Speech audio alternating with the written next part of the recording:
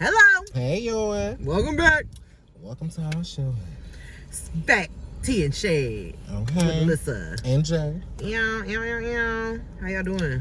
Okay. How was y'all Easter, first of all? How was your Easter? Resurrection Sunday. You know, it actually wasn't bad. I got up and I did go to service with my family. Okay. Which was nice because it's not something I do regularly. Like, with regularity anymore. Mm-hmm. But it was a good time. Stopped by and see my grandma. Okay. She was doing good, but then I had to work at the restaurant. But it was super slow, but it was still okay because I made money. You know how it is when you make money and it's still like, okay, well, this is fine. I got out of there. It was still daylight. I'm fine. This is fine. How was yours? It was pretty cool. I didn't do much. I stayed home the whole day. But I cooked. My mom cooked stuff, and it was just like a real chill day. Nice. I haven't been to church in a very long time, but that's for other reasons. Well, we'll get into that in the later part of the video. But it was nice. It was very, very good. I enjoyed myself. The food was good. I was off, so I just enjoyed that being off and just being, I guess, at home chilling, catching up on my shows. Okay. And, yes, and I thank the Lord in my ways, and it was nice. It was a very good day. I'll say 8 out of 10. It was fine. Good. I enjoyed it. Wish I enjoyed this blunt. Oh shit. All right. So some of our celebrity. Yes, let's jump into celebrity. Yes. And get into the So thing. did y'all watch the Monique special? I know it's been like a time, so no. I feel like we can spoil at this point because it's been a long time. It's been a week. So if you ain't seen it, girl, you can pause it and then go back and watch it and then come back. Right. To this Put pause on this. Go watch the special and then come back. Okay. But I really, because I was nervous for my girl. I remember I didn't want to watch it initially because I'm like, I don't want it to be bad. Especially after her Detroit show last year, and she spent a lot her of set talking about how D.L. Hughley played the thing. You didn't even really get to do a set because you was so upset about that. And it's like, girl, this is your comeback. No, Yes. So I was very nervous that I didn't want it to not be good, and I just wanted it to be great. But watching it from start to finish, and I've watched it multiple times since my initial watch, it was so good. It gave me old comedy, and I'm like, oh my God, I miss stand-up shows. This is what I miss about stand-up, the carelessness, the truthfulness, the rawness of it all was just, everything was on point. There was some points that were a little drawn out to me, but okay, it didn't take away from the whole show. I was just like, okay, this is a little drawn out, but I don't mind it. It's cool. Agree. But so I enjoyed it. I gave it an 8 out of 10. I really enjoyed it too. I give it 8.5 out of 10, only because as much as I love comedy and am a student of stand-up and stuff like that. Mm-hmm. I love when people can get poignant in a comedy special. And I think that's one of the things that makes Dave Chappelle one of my top 5. Because give me something real. Give me something to think about, to go home and be like, damn, that stuck with me. Oh, okay. Give me good laughs too. For real. Don't give me, she was not sure on the laughs at all. No. But for her to get into that deeper part, even to the part where she was moved to, not to give too much away, but where she was moved to tears and stuff. Yeah. And I'm just damn, I was ready to cry with her. Girl, but also because you got me to that point where I'm ready to cry from laughing. Yeah. So it makes it that easy kind of transition almost. So 8.5. Really good. It was really good. And for her to say you gonna leave this comedy special having a better idea of who I am, I definitely that's did. my auntie. Okay, even though I loved her before, it made me love her even more. And I liked how, even though there was a lot of personal moments where she was moved and got a little emotional, it was always wrapped up in a joke. So I might have made you put you in your feels, but then it was she had this funny punchline at the end and be like, okay, girl. Okay, I see where you was going with this. So I thoroughly enjoyed it. Same. I loved how it ended, because I didn't know it was ending, but then I was as she was ending, I'm like, okay, she's ending the show. But this is a great way to end. Yeah, it was. Very much so. And I love that Lee Daniels was there. I ain't gonna lie. I love that they still friends, and he was there front row. I love that so much. It was very great. I hope we get another one. Maybe, even if this I'm was sure a one-time thing. I was okay. Or she go on another tour or something. That would be. I would be. Because I would love to see Monique in like a full like in person stand up. Yeah. Because I think it'll be hilarious. Yeah, I think it'd be really good.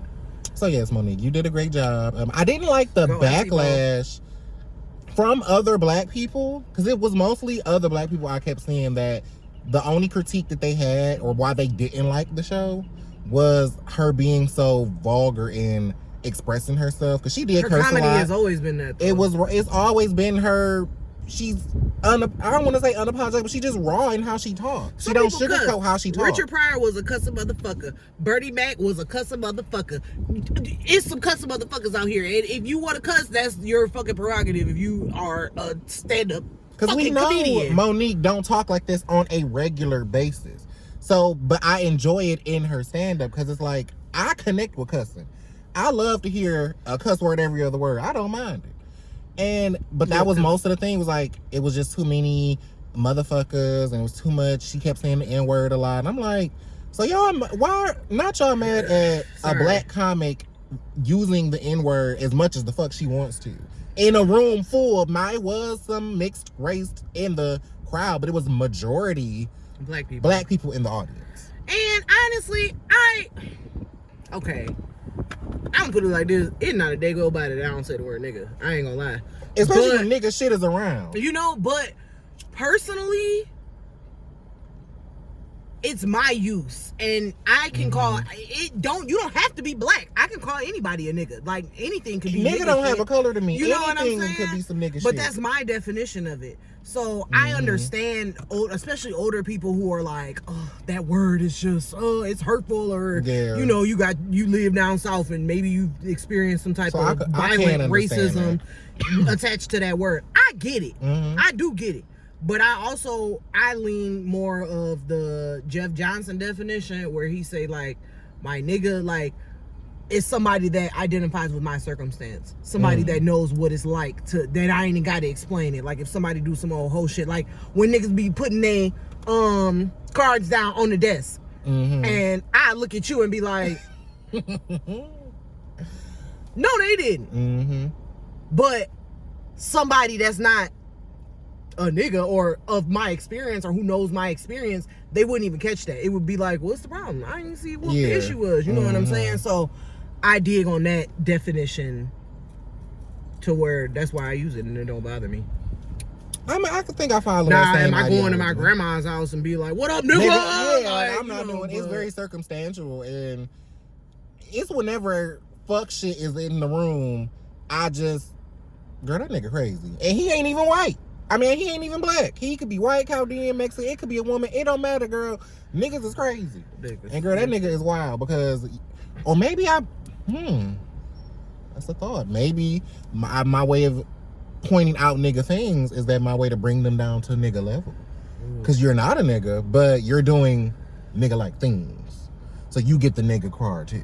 I'm calling you nigga. Like, this is some nigga shit. Yeah. So really, I think your use of the N-word depends on your definition of the N-word. And I'm black. I can say it.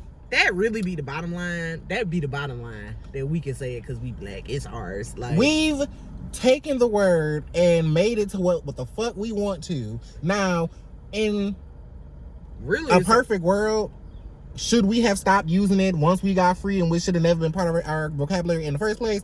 In a perfect world, I understand that. Like, well, we should just stop using it because of what the connotation is. But I feel like we've been so, as a whole, the black race, we laugh to keep from crying, and we turned that painful ass word into something that I don't want to say can be celebrated, but it just has a different connotation to it. It's not used the way that it was used before.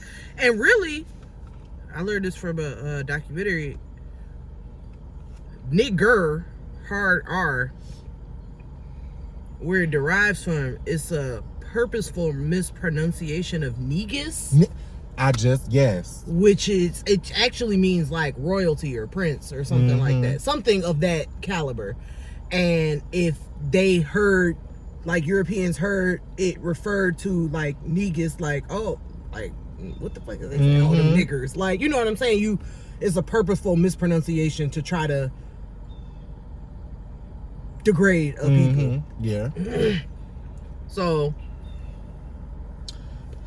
Really bad. We turned that on his head too. But Okay. like, that's what we do. That's what Ebonics is. That's what, or I'm sorry, African American vernacular English. I don't want to say Ebonics. I know that that's a dated term.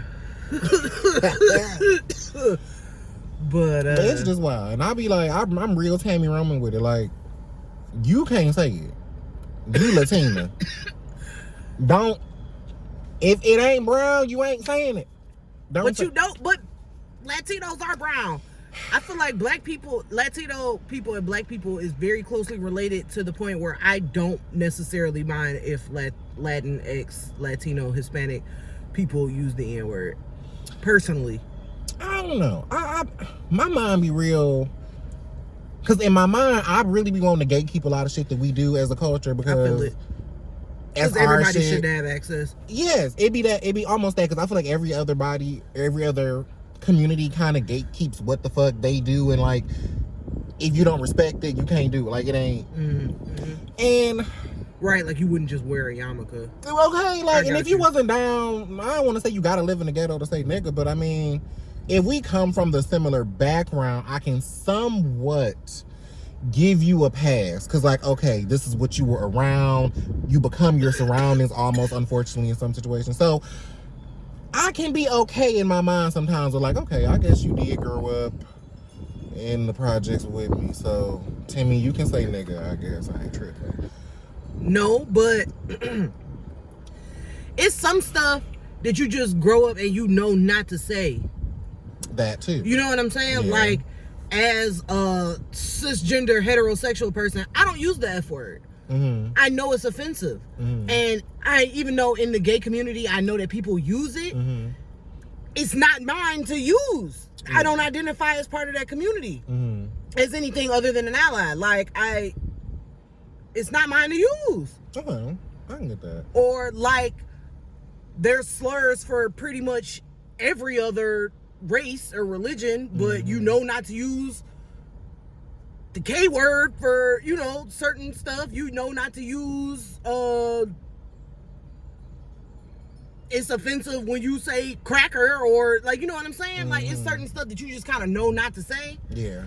And I don't feel a pressing need to say it the way that white people be like, well, why can't we say it? Why can't we say it? Why?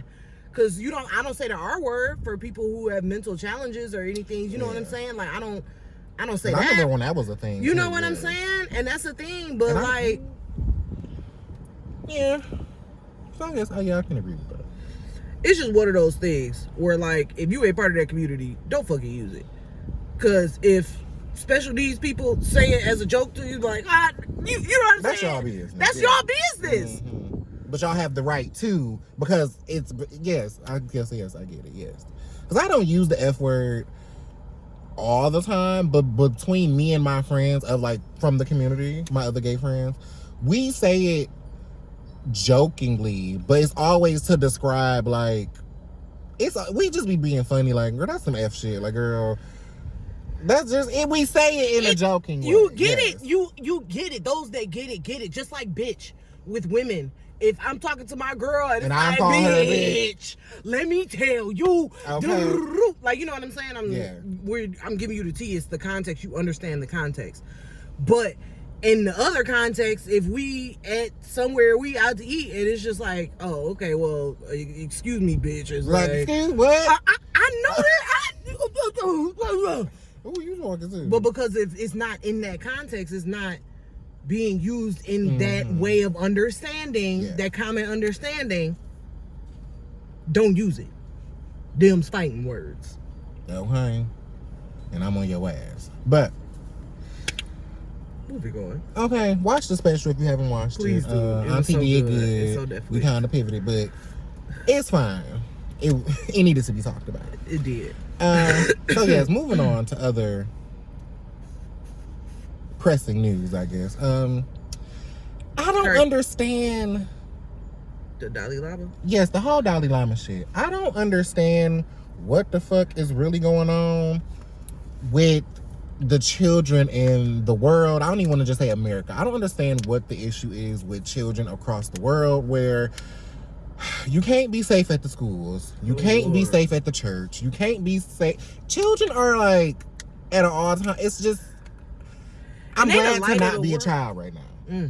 I would say I'm so glad not to be a child in the time that we're living in, because I would be, if my anxiety already went through the roof with shit I've been through, it would definitely be, and I would be so anxious every day being a child. So, to get to the story, so it was a story going around about the Dalai Lama, which I didn't know if he was still living or if this was a new appointed Dalai Lama. But the Dalai Lama, there was a video going around of him kissing a boy, a young boy. I don't know if they said how old he was, but I'm going to say around maybe between 5 and 7. And telling the boy to suck on his tongue.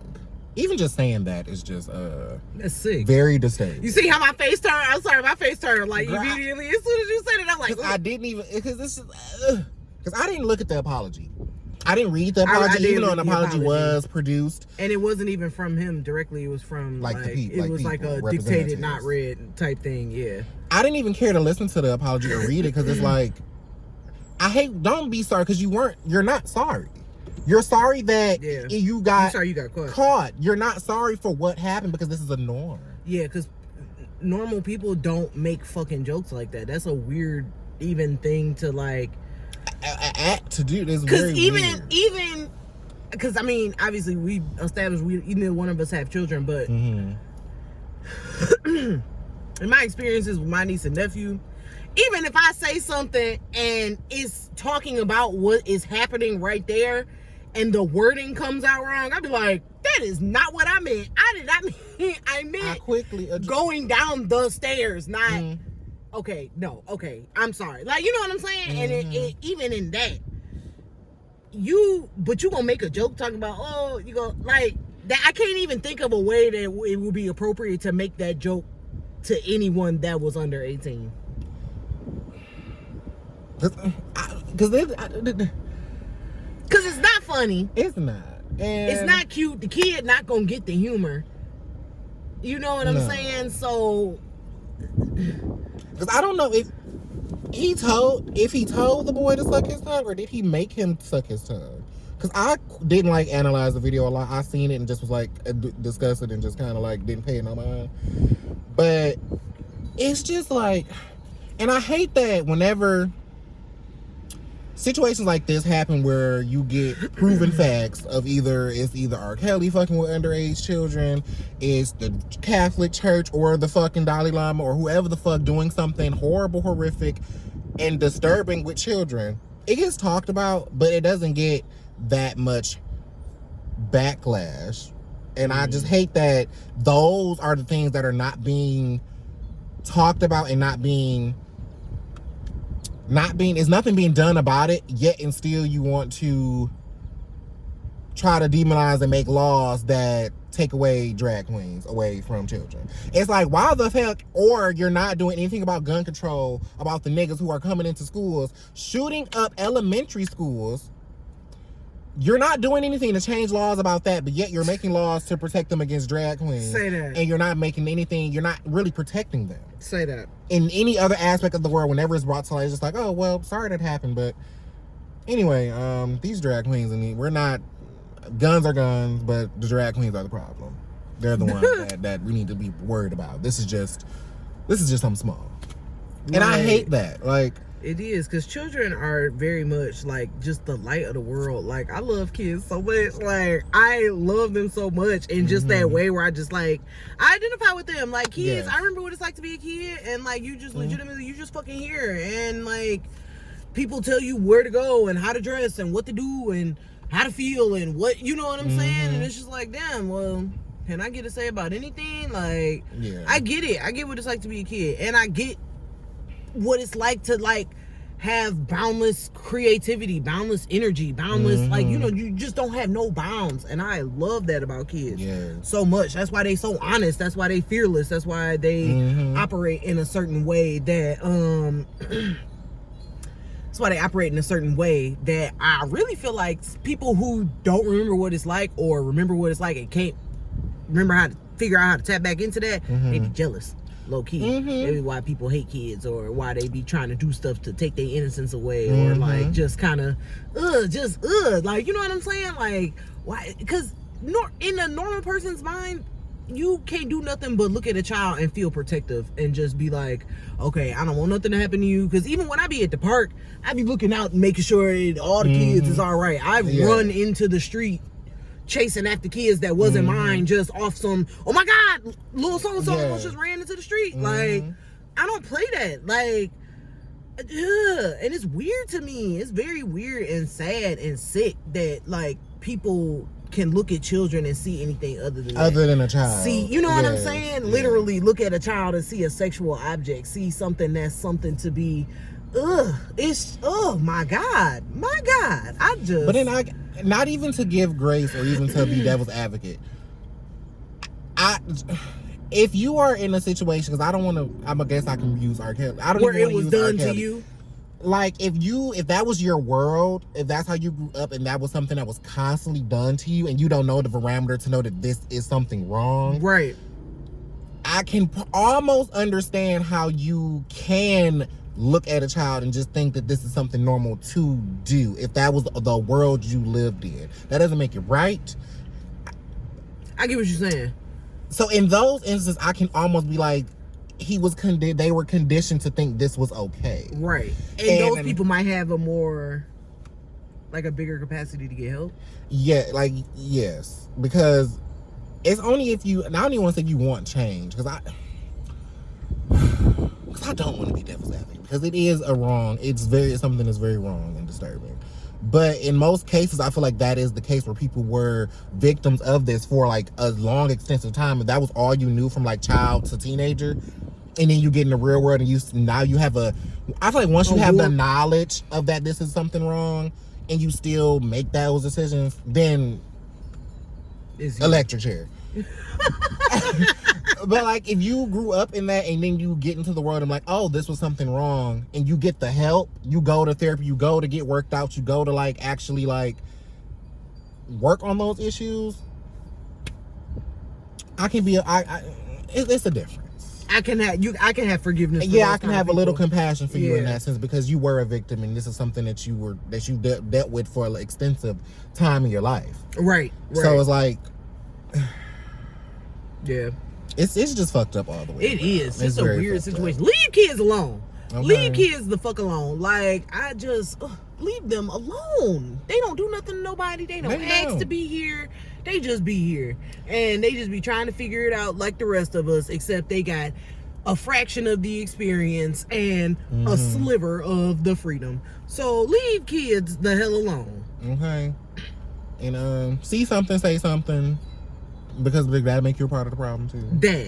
Don't sweep people under the rug if you know that they be touching on kids or being weird, or it's not enough to just say, oh, stay away from Uncle Monty. Because that shit I hate that type of shit. Like, y'all, we know Uncle Roy is a nasty motherfucker, and I can't even bring my children around. But we not gonna get Uncle Elroy no help or address the fucking problem. We just gonna say little Tina and them is fast, and no. It needs to be corrected, because this is something else that's a derivative of fucking slavery, which is unfortunate. If y'all haven't watched 1619 Project on Hulu, please tune in. It's incredible. It's so much stuff. I thought I knew a lot, and it's so much that I have been introduced to and learned from that documentary series pertaining to how much our current society is still a reflection of slavery society. I can completely see that. I can definitely see that. So yes, moving on because the longer we stay on that topic, it's just gonna get hot. I can't think straight. So going into better, I guess better things, because it's better in the ways, but then at the same time it's like, girl, okay. Blac Chyna. Oh well, yeah, Angela White, formerly known as Blac Chyna. She's been going through this whole rebranding and also rebirth of herself, taking out her surgeries that she can, as far as her fillers in her face, the fillers in her body, and she's kind of just been working on just a new life. Yeah. And she's, gotten closer to God. And she's gotten baptized before. I've seen the video of that. And she's just been Angela White. No more Blac Chyna. And she kind of got a little criticism over the weekend during Easter because she did like a little photo shoot and I guess video where she was, I want to say her outfit was cute, side note. I did enjoy her like dress. And her hair was cute. So side note, she looked good. But she was just in front of a big ass cross.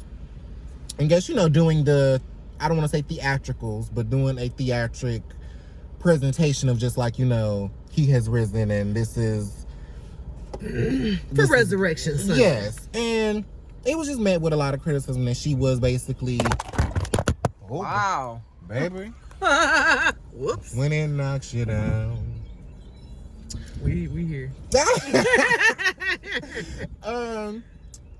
It was a lot being said that she was basically, they didn't address her directly, but it was just that people were using God as a form of a trend, that God being close to God was a trend now, and that people are not actually practicing Christianity or being in that they're not really trying to be as close to God. They're using it all as a trend right now to be a part of to be a topic of conversation. And I also have seen different influencers out of nowhere stake their claim to Christianity and how their closeness to God, and just they've also, it's been a lot, and not to say that that's a bad thing, that is great. If you've never had that relationship or it wasn't as close and you feel the need to work on your relationship with God, I feel like that's great. Do I think, is it something that should be publicized, I guess, or should you be, because that is a double-edged sword. Like, people are kind of being crucified in a way for being, for publicly expressing their closeness that they've gotten to God.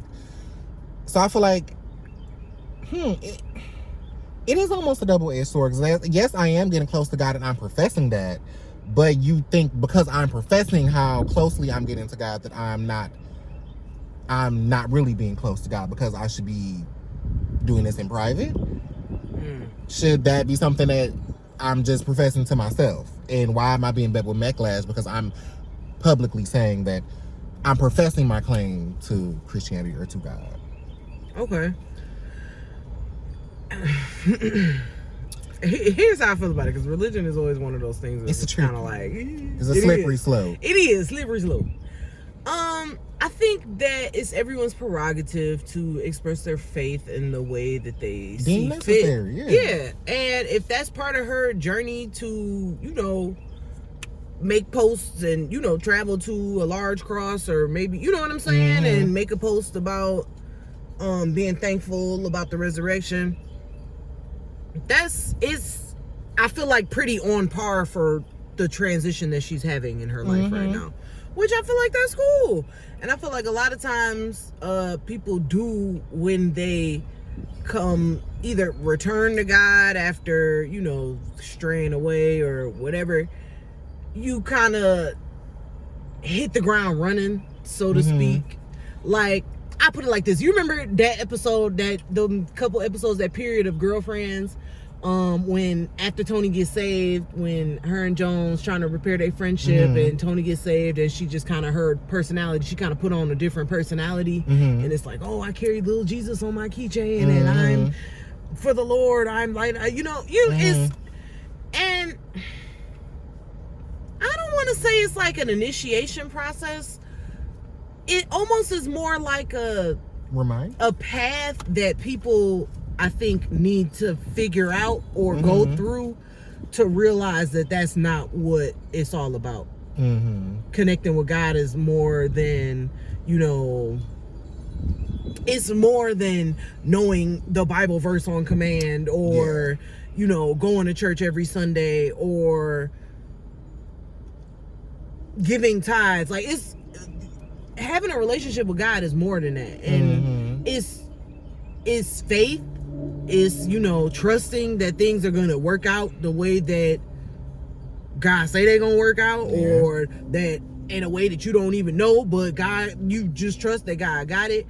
Is talking to God, and on a regular basis with consistency. It's not just, oh God, I need help. Like, you need to talk to God every day. Like, it should be a thankful element of thankfulness. Mm-hmm. I think, and then I think it's your behavior too. Like, being of service to God is like, you know, are you a good person? Are you nice? Are you generous? Are you kind? Do you stand up for people? Do you know what I'm saying? Like, is that is the makeup of, to me, what closeness to God is. And I feel like a lot of times people get caught up in the religion aspect of it. And the religion is really just the practice of certain acts that show reverence to God. Which I get it. Like, you know, going to church is great. You know, you go in and you hearing the word. But what does it matter if the rest of the days of the week, like, you're mean as fuck to other people? Exactly. Or, you know what I'm saying? That's the part where it kind of, and that really lead into our topic for today. Church hurt. Honey. We all been there. What do you think it is that drives young people, our generation specifically, away from the church? The black church, I would say, because I don't, you know. Judgment for one, and hypocrisy. Because even, just to piggyback to Angela, the person who made the comment, I guess she's like, she feels, I don't want to say she's not a Christian, but she professed her Christianity in different ways. Okay. But it's a hypocrisy because you would want me to be closer to God. You want me to have the faith.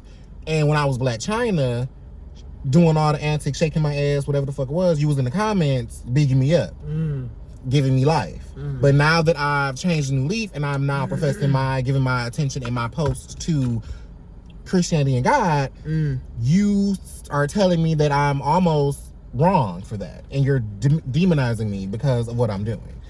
And it's that hypocrisy. It's like, is why people don't even want to deal with the church now. It's like, y'all want us, even just with the church itself, it's like just a lot of judgment and a lot of negativity. Like, my idea of church as a kid was just always like, this was something that was just deemed to be positive and welcoming, and this is for everybody, and something that everybody should want to be a part of, and almost community-like. Yeah. Once I got to get into the church, and my mom was like going to church, doing the things, immediately I felt negativity and I felt judgment. Even as a child, like, I remember my very first Sunday school that I went to. I hated it. I was just like, because I remember the whole time I'm thinking, okay, Sunday school, this is probably like, in my kid mind, I remember thinking like, okay, this is probably like a mini child church, and we're gonna like have like a little Christian church, I guess, for the kids. I get in there, and I remember the lady was talking to us about SpongeBob and about how SpongeBob was bad in some type of way. And I remember sitting there like, why are we talking about SpongeBob right now? And how does SpongeBob have to do with... SpongeBob is funny. Like, the two didn't match to me. And I'm like, okay. And I remember her just being very, like, nasty. Like, her disposition was just very nasty. And I just remember sitting there like, I do not ever want to come here again. Like, I don't, because then I didn't like, at that age, I didn't like being separated from my mama either. Right. And so I'm like, if I have to be separated from her, I at least want to be having fun. And this is not fun. This is very intense. And this lady is very nasty. Yeah. And she was a liar. Because I remember, I don't know why this is always stuck out to me, but my mama brought me to, I want to say she brought me in there, or it was some type of introduction. I remember it was a certain part where we had to go meet the bigger church. Like, we did a little Sunday school, and then they transitioned us to go sit with, I guess, everybody else in the main church. Okay. And she asked me who brought me to the church. And for whatever reason, I didn't say her, because I thought that was something proven that I didn't need to say. So I didn't understand the question. Me now looking back, I just didn't understand what she was asking me, because I'm like, you seen my mom bring me here, you seen her, y'all had an interaction. And why are you? I don't know what you're asking me. So I just remember saying I don't know, but that's only because I didn't know what she was asking me. Because I'm like, what you seen it? You had it. I seen her talk to you. Like, what are you talking about? Right. So I was just like, just for me as a kid, I'm just like, I don't know, because I don't know what you're talking about.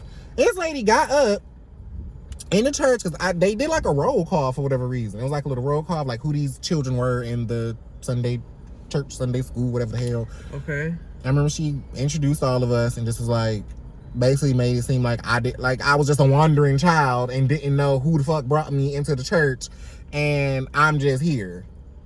And I remember I sat back down and I'm like, okay, I'm over this. I don't want to be here anymore. I remember I looked around the church. I'm like, where the hell is my mama at? Because I'm not even gonna sit over here with these people. When I locked eyes on her, I went to sit next to my mom because I'm like, Ma, I don't want to come. I remember telling her that. I'm like, I don't want to come here anymore.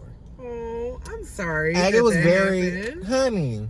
And it was just a lot. And I was just like, after that, I kind of had, I don't want to say that was not the reason for my dislike or not wanting to go to church, but it just, it was just like it snowballed into like other reasons why I just started like looking at what was going on in the church. Like every other time we went to church, it just was always something. And I'm like, y'all people are something else. Like, and I will only come for the word. I remember that was my only objective going to church. That therefore, I'm like, I don't have to talk to any of you all. I don't have to deal with this. I'm just here to see what this man is about to say. If it resonates with me, how can I make this fit into my life? I'm leaving because the logistics of church is where it get sticky. Okay. Once you get into the logistics and you get into like the actuals of church, that's where it gets sticky, and you see like people really be interpreting their own versions of the Bible, and they take apart what they want to and make it fit to where they want to. And then you have those same people getting in front of a congregation,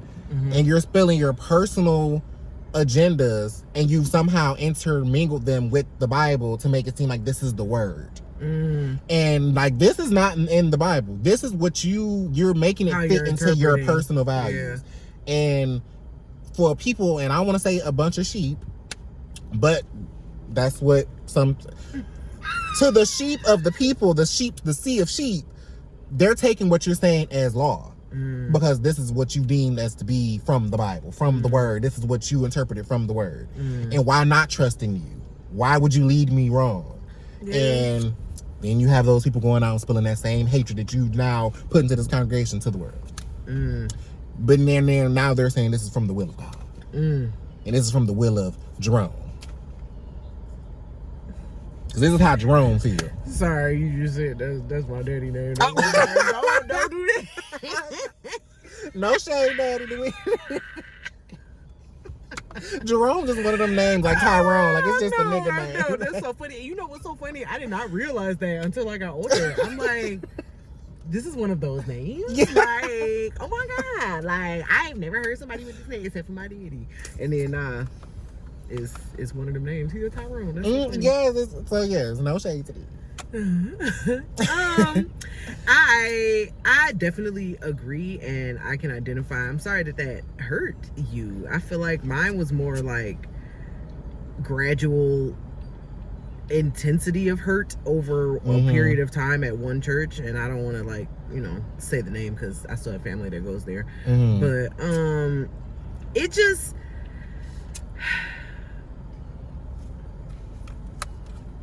it's not a bad church. I just feel like the agenda was kind of antiquated. And there's nothing wrong with having an old school like agenda, like, or old school interpretation of the word or anything like that, or like even having like a nostalgia for how the old church was when you grew up in the, the civil rights days when it was, you know what I'm saying? I get it. But at the same time, that's not how the world works. Like, and that's not to say you have to move with the world, because I understand the world, the church, and the world is supposed to be separated, you know. But just in that way where some stuff you have to modernize, or some stuff can even be interpreted differently based on new information that you get in newer times. You know what I'm saying? So if I interpreted a Bible verse one way 20 years ago, there's no way I should be interpreting it the same way now. You know what I'm saying? And if I am, that's stale to me. You know what I'm saying? Like, that's weird. Like, And I personally felt like there wasn't a huge uplift of women, in my opinion. I can say that, yeah, from my... And I always had questions about, like, well, how come, what about, you know, where's the feminine element in the Father, Son, and the Holy Ghost? And, like, having questions about just different theology questions. And it being met with, that's not, you don't question God, just listen, you need to da-da-da. And it's just like, well, dang, like, okay. Or I remember reading Revelations when I was like 14 or 15 and being like scared as fuck. Like, is this what's really about to happen? No, like, yo, what is, like, and having questions and not being able to have answers. And I know that when we transitioned from being like just like kind of like a regular church, like on the east side, to being kind of like more of a, I guess, a mega church or like a bigger, you know, just a bigger church. It was almost kind of like this attitude of like treating the pastor like a celebrity. Yes. And I don't really agree with that. Like, I get that, like, a person of God that's delivering their message should be revered. Like, I get that. Like, you should be respected in that way. But there was literally one year where they, like, got together and pulled it together and got it together to where they got the man a Hummer, like an 82, like, and it's just kind of like everybody scrambling over each other Barbara, to be like, your rent we wanted to present you with this gift from the so-and-so ministry, and it's just kind of like, oh, okay. And it's like, I don't even think I've seen him once in that car, you know what I'm saying? I mean, it's one of them things where it's just kind of like, the idea becomes bigger than the person. Yes. And it's like, okay, it should be 3 envelopes in here that I need to be putting money in that you expected at least $10 from. Girl. Like, every Sunday that I'm coming in here. Like, and I'm not saying it like that because, I mean, obviously people can spend their money on what they want to spend it on. But, like, some stuff that's just like a constant. It's just like, oh, you need that $100 hope. Oh, okay. Like, I never. But the neighborhood that you've been sitting in for 10 years looks exactly the same. You know what I'm saying? renovation? It ain't no cleanup brigades or nothing like that. It ain't no community. You know what I'm saying? Like, and that's not to say that the church that my family went to, they didn't do their share of community outreach, because they do. But some stuff is just kind of like, it's just kind of, I feel it, but it's just like, because even at the end of the day, if I went to this church, if I don't go here anymore, but I went here for 15 years, and I come back, you know, for my sister's wedding, and I'm in the wedding, and I'm literally standing at my sister's side, and you literally, as the pastor, you walk past, and you like, oh, congratulations, oh, this is my sister, you know, she getting married, and you like walk, hey, how you doing? And then you go to my other sister, and then it's like, oh, sister, you must be so excited, your sister's getting married, and da-da-da-da-da. Girl. Not when my name is on a rock in the hallway. Girl.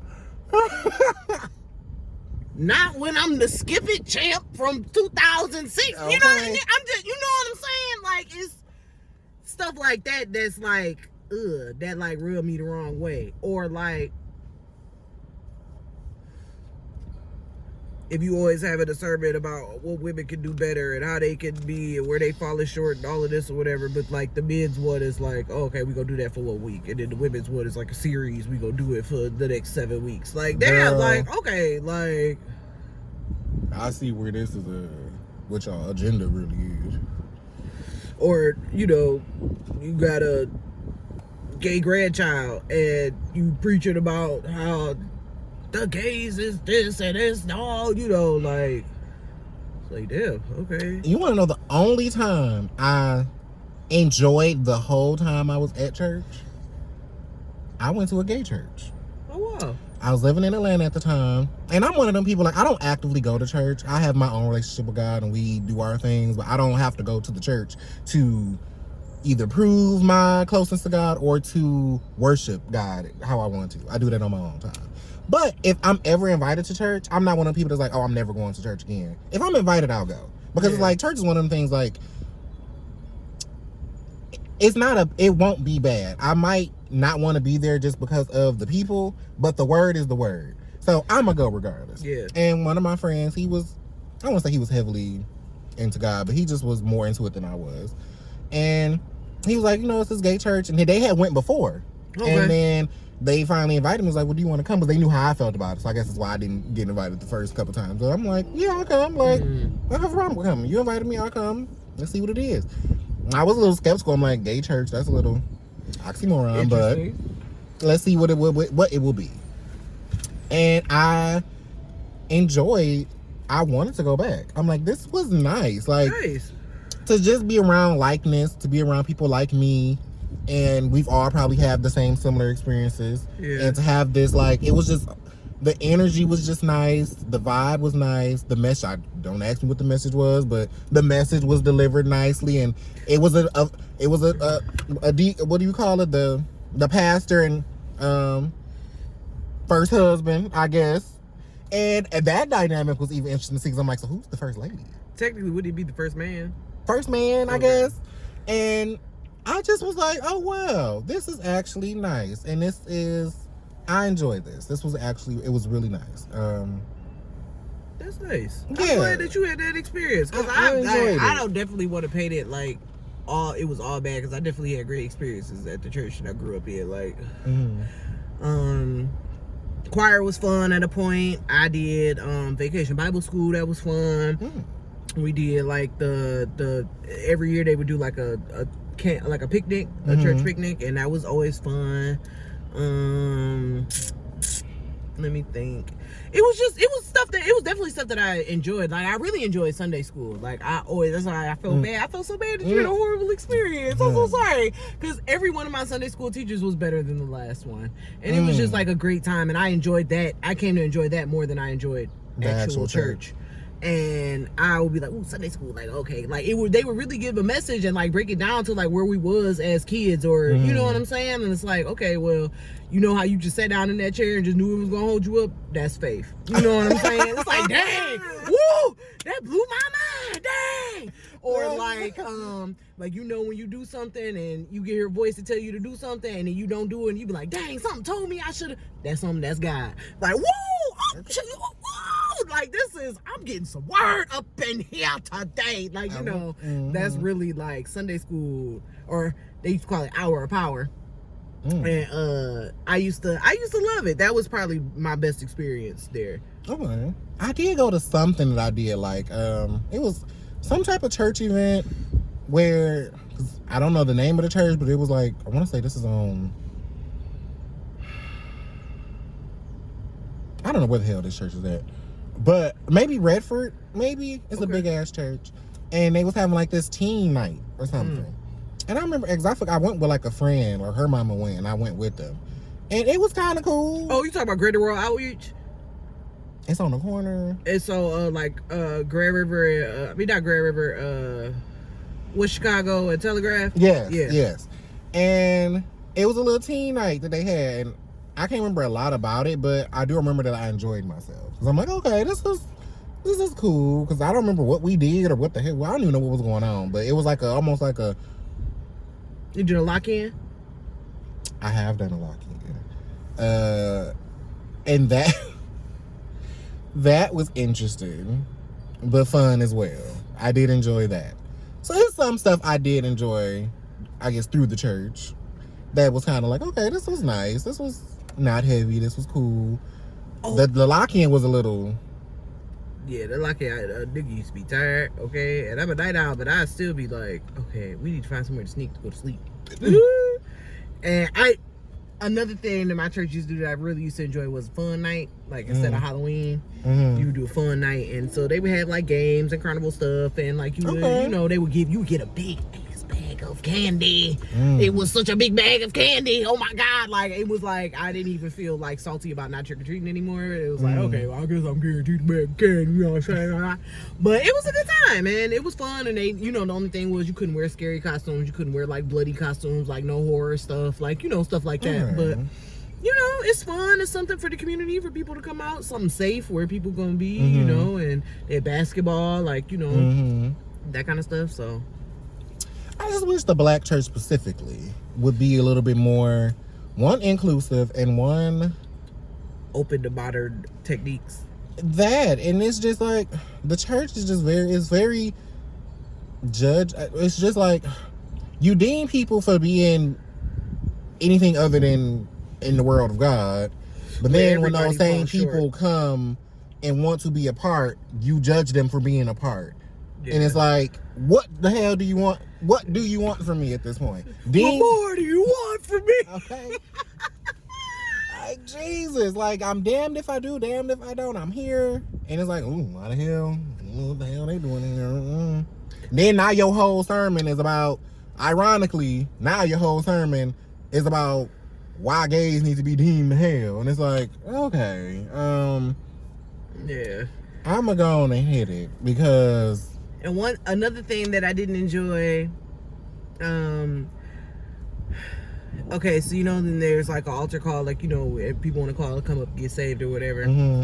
One thing I don't like is when pastors or preachers, reverends, whoever, say stuff about other religions to get people to come to get saved. You know what I'm saying? Like, Jesus ain't, you know, Buddha ain't gonna save you, Muhammad ain't gonna save you, Allah can't do nothing for you. Like, you know what I'm saying? And that's not true, because I identify as an omnist, somebody who doesn't identify from any specific religion, but finds truth in all of them. Okay, yeah. So I think that's just, it's not really fair, because if somebody is devout in their Buddhism, who's to say that they're not going to reach what it is that's promised to them when they get to the other side and be fulfilled in what it is that they, you know what I'm saying? Yeah. That's not fair to say that just because it's not Jesus, that is wrong. You know what I'm saying? Because if somebody finds peace in, even if somebody finds peace in Satanism, that's valid. If you're not hurting nobody and you just doing your thing and you following the way that it's supposed to be, maybe you get to the Satanist part of hell that is promised to you that you're supposed to get to when you get to the other side. Like, I don't know, like, but it's not for me to say one is better or more valid than the other, especially when, if it gives you peace and it helps you to be a better person, do that. Because realistically, I mean, when I took a religion class, so there's this part, obviously, where you talk about Satanism. You read the principles of Satanism, they're very closely related to the Ten Commandments. And it's just got like a little tweak on it. Like, okay, do no harm to others. But if somebody tries to attack you, then you destroy them. Like, you know what I'm saying? It's just like, oh, okay, well, that's not turn the other cheek, but it say at the beginning, don't hurt nobody. So they doing harm unto you. You know what I'm saying? So that's valid. I can't say to somebody that's wrong. You know, wrong, especially when, if it gives people hope, if it gives people faith, if it gives people something to believe in that's bigger than themselves, mind your do what you do. Mind your business. And like, I almost wish that there was like a place of worship where people could come, where, because one of the best parts that I enjoy always of service is the singing, like the music. I you know what I'm saying? Yeah, I did too. And if you could get that, but then also after that, maybe just hear somebody speaking Bible verses or inspirational phrases or things to just help you to kind of meditate or get to kind of like get whatever connection it is that you need or you seeking with God. I wish that there was like a space for people to do that, like of any kind of denomination, or even, you know what I'm saying? Or even if you wanted to like, And not to say it like that, but even if you wanted to do like a shroom trip or something like that, but then still be in this area, be in this space where you can elevate to that place that you need to get to find the answers that you're searching for. You know what I'm saying? Okay. Like, I wish that there was a space where people could collectively come to do that, and you could come do it every Sunday. You know what I'm saying? Or, you know what I'm saying? That would be your church. And that's not to say that I'm trying to mix, like, the world with the word of God. You know what I'm saying? Like, I'm not trying to, like, sully it or anything, but I just feel like it should be an openness for people to explore a higher power without restriction, without judgment, without, you know, condemnation or guilt shaming or that kind of thing. You know what I'm saying? Yeah. And I feel like if that was a thing, then maybe people would be more open to having spiritual experiences. Yeah. Even as it trickles down to being just more grateful, being in nature. You know what I'm saying? Because you ever be somewhere like at the ocean or in the woods or by a stream or something like that, and you just feel God, like you just be thankful. You just like, ooh, thank you God for this day and this time and this privilege, and you just, ooh, I know you're real. Or you know what I'm saying? Even just the rest of being able to sit down after a long day, you know, you just made it just another day. Like, thank you God. Sometimes like, that's all it you know be. what I'm Like when you get saying? to the end of your day, that sometimes I just be like, we made it. We made It's another like, day. praise it. I got like, through the fucking praise day, Lord. child. Like, thank you. Like, you know what I'm saying? Like, literally that. Like, just, whew, that sigh, that like just knowing that it's gonna be okay. Like that feeling after you have a good cry, after everything just feel heavy as Girl. fuck. Heavy as fuck, and you just feel like you can't go on, and it's just like, okay. That feeling of it's gonna be okay, that peace, like, you know, that's God. Like, if you ain't been able to tap into that feeling, like, I'm so sorry, but like, please do whatever it is that you can to figure out how to tap into that. And it's not, I promise you, it's not through sex, it's not through another person, it's not through drugs. Well, I don't want to say not through drugs, because I don't know what other people's experiences is. I only smoke weed. Okay. Exclusively. But it's a thread, it's a common thread of humanity, and that's what God is. Yes. God is right in there. And to tap in, all you got to do is really be still and just kind of listen and just kind of feel and be able to separate the ego from the higher power. Because I mostly feel, I mean, when I do have times where I feel God, it's always in situations where I not even want to say that I feel alone, but in times of fear. Like, even as a kid, like, I'd be like in some like fearful, stressed out situation, and there'd be this calmness that'd come over me. Like, I'd be like terrified, and then out of nowhere, just this sense of calmness would just come over me, and I'm just like, it's gonna be okay. Like, it's okay. Relax. Get through it. Like, you're gonna get through it. And I'm here, girl. And Okay. I'm here, and that's mostly when I feel it the most. I feel like it was a lot of times, even as a kid, where I was like in situations where I was like alone or fearful and didn't have nobody to save me, I guess. And that's when I would always feel it. Like, oh, okay, I'm not alone. I'm okay. Somebody's watching me. I would just automatically feel that. And even just now as an adult, I still like being like, where I'm like, even more times I'm just not even in fearful situations, but I'm just like, down on my luck, back against the wind. And I'd be like, just like you said, in tears, just, I don't know what the fuck to do. Like, I'm just broken down. And then I will feel a calmness, just be like, you have this moment, but it's gonna be okay. Relax. You're gonna get through it. And I'd be like, oh, okay.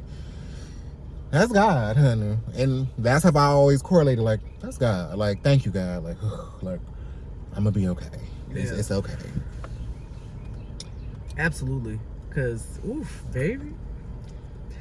God is so real. And can't nobody tell me different. Like, Okay. Can't nobody tell me different. And I'm willing to die on that hill. Faithfully, honey. Because God gonna be on the other side like, what up, Liz? Honey, I got your bees. You know what I'm saying? Like, it's just, oof. God is real. And I'm sorry to anybody out there if you've experienced church hurt. Yeah. Like, if you've been driven away and you felt like, you know, that you don't have a place where you can fully express and connect to your higher power and tap in and get in tune with that. Because I'm so sorry. Like, Yeah. I'm very sorry. try to find some stillness though, like in nature or where you can, or even just in your room where you at. Like, just try to close your eyes for a minute and feel the presence, feel all the things that you're grateful for and thankful for in this moment, even if it's just something as little as being alive. Okay. The blood pumping through your veins. Like, don't let, because the church will have you, people will correlate whatever they issues have with the church and correlate that to God. Like, because like I said, people ain't perfect. interpret their ways of faith, and that's not really what's in the word. So don't let a certain pastor, a certain church home deteriorate you from your faith. Form your own relationship, have your own ways of practicing and reaching God, and don't let that be the catalyst to you just being like, you know what, just fuck, I don't want to deal with, I'm not a Christian, I don't want to deal with God. It's just a rap. Just do your own work with God. Form your own, because that's what I did. I formed my own.